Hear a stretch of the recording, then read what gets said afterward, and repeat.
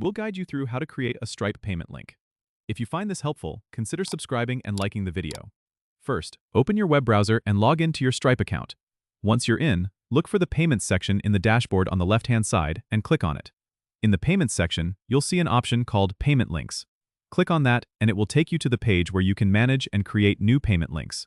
Now, click on the Create Payment Link button, which should be prominently displayed. You'll be prompted to select the product or service you want to create the link for.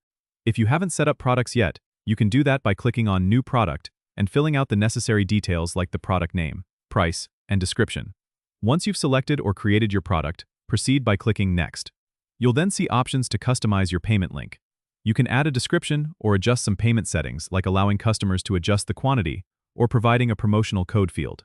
After you've customized the settings to your liking, click on Create Link.